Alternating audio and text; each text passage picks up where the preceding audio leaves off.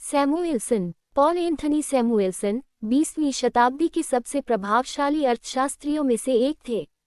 उनका सबसे बड़ा योगदान ये था कि उन्होंने आर्थिक सिद्धांत को अधिक व्यवस्थित और गणितीय रूप देने में महत्वपूर्ण भूमिका निभाई।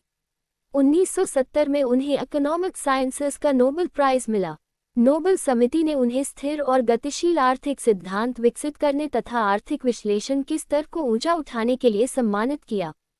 पॉल सैमुएल्सन का जन्म 15 मई 1915 को गैरी, इंडियाना, यूएसए में हुआ था। गैरी उस समय एक तेजी से विकसित हो रहा औद्योगिक और स्टील प्रोड्यूसिंग शहर था। लगभग 9 वर्ष की उम्र में उनका परिवार शिकागो चला गया। अपने MIT ओरल हिस्ट्री इंटरव्यू में सैमुएल्सन ने बताया कि शिकागो में उन्होंने कई अच्छे पब्लिक स्कूल्स में शिक्षा प्राप्त की और उनके जीवन में यूनिवर्सिटी ऑफ शिकागो का बहुत महत्वपूर्ण स्थान रहा। दिलचस्प बात यह है कि उन्होंने किशोरावस्था में ही यूनिवर्सिटी ऑफ शिकागो में इकोनॉमिक्स का लेक्चर अटेंड किया। अर्थशास्त्र के शुरुआती अध्ययन ने उन्हें इतना प्रभावित किया कि उन्होंने इसी विषय को अपना जीवन क्षेत्र बना लिया। सैमुएल्सन ने 1935 में यूनिवर्सिटी ऑफ शिकागो से BS की डिग्री प्राप्त की। शिकागो में उन्हें उस समय के कई प्रसिद्ध अर्थशास्त्रियों से सीखने का अवसर मिला। वे बाद में बताते थे कि शिकागो में उनके शिक्षकों ने उनकी बौद्धिक दिशा तय करने में महत्वपूर्ण भूमिका निभाई। इनमें फ्रैंक नाइट, जेकब विनर और हेनरी साइमंस जैसे अर्थशास्त्री शामिल थे। यूनिवर्सिटी ऑफ शिकागो में ही उनकी रुचि धीरे धीरे इस प्रश्न की ओर बढ़ी कि आर्थिक सिद्धांतों को गणित के माध्यम से अधिक कठोर ढंग से कैसे समझाया जा सकता है। 1935 में ग्रेजुएशन के बाद वे हार्वर्ड यूनिवर्सिटी गए। उन्होंने 1936 में MA और 1941 में PhD किया। हार्वर्ड में रहते हुए उन्होंने बहुत तेजी से रिसर्च करना शुरू किया। उनके कई शुरुआती शोध पत्र मैथमेटिकल इकोनॉमिक्स से संबंधित थे।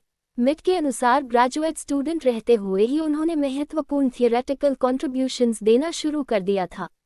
उनकी सबसे महत्वपूर्ण शुरुआती उपलब्धियों में फाउंडेशंस ऑफ इकोनॉमिक एनालिसिस 1947 थी। यह उनकी डॉक्टरल रिसर्च पर आधारित थी। इस पुस्तक का उद्देश्य आर्थिक सिद्धांतों के पीछे मौजूद मैथमेटिकल स्ट्रक्चर को स्पष्ट करना था। सैमुएल्सन ने दिखाया कि अलग अलग इकोनॉमिक प्रॉब्लम्स को मैथमेटिकल मेथड से व्यवस्थित रूप से एनालाइज किया जा सकता है।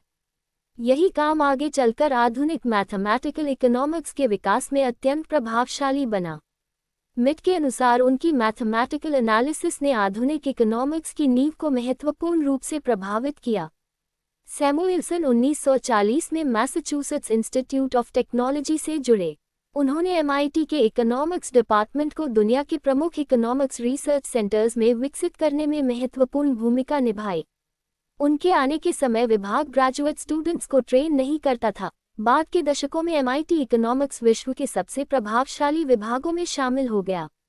सैमुएल्सन जॉन मेनार्ड केन्स के विचारों से प्रभावित थे।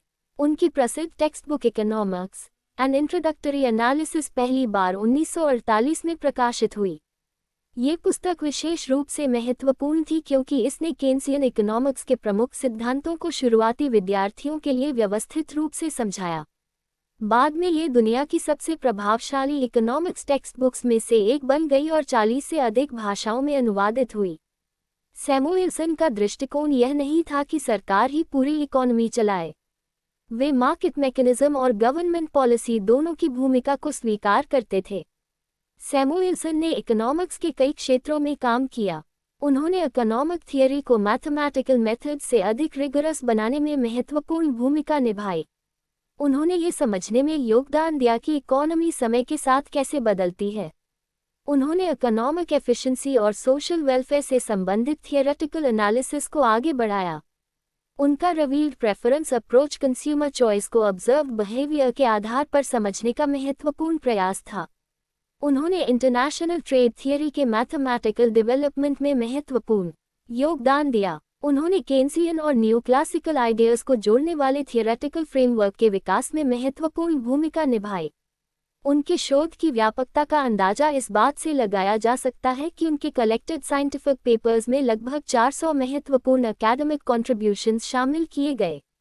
सैमुएल्सन केवल विश्वविद्यालय तक सीमित अर्थशास्त्री नहीं थे। उन्होंने अमेरिकी आर्थिक नीति पर भी सलाह दी। वे प्रेसिडेंट जॉन एफ. कैनेडी और प्रेसिडेंट लिंडन बी. जॉनसन के इकोनॉमिक एडवाइजर रहे। हालांकि उन्होंने कोई बड़ा सरकारी पद नहीं संभाला, वे लंबे समय तक पब्लिक इकोनॉमिक डिबेट्स में भी सक्रिय रहे और न्यूज़वीक में इकोनॉमिक इश्यूज पर कॉलम लिखते थे। 1970 में पॉल ए. सैमुएल्सन को इकोनॉमिक साइंसेस का नोबेल प्राइज मिला। उनके स्टैटिक और डायनामिक इकोनॉमिक थियरी के विकास तथा इकोनॉमिक एनालिसिस के स्तर को बढ़ाने में योगदान को सम्मानित किया गया। 1947 में वे जॉन बेट्स क्लार्क मेडल के पहले रेसिपिएंट बने। यह अमेरिकन इकोनॉमिक एसोसिएशन का अत्यंत प्रतिष्ठित सम्मान है। 1996 में उन्हें US national medal of science भी मिला। सैमुएल्सन ने पहले मरियन क्रॉफर्ड सैमुएल्सन से विवाह किया था। उनके इस विवाह से 6 बच्चे थे।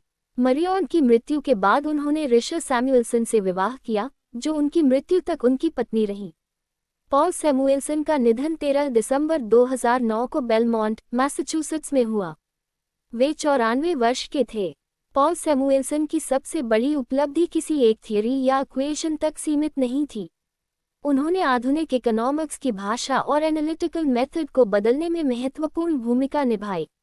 उनकी फाउंडेशंस ऑफ इकोनॉमिक एनालिसिस ने मैथमेटिकल इकोनॉमिक्स को मजबूत किया, जबकि उनकी इकोनॉमिक्स टेक्स्ट बुक ने दुनिया की कई पीढ़ियों को इकोनॉमिक्स सिखाया।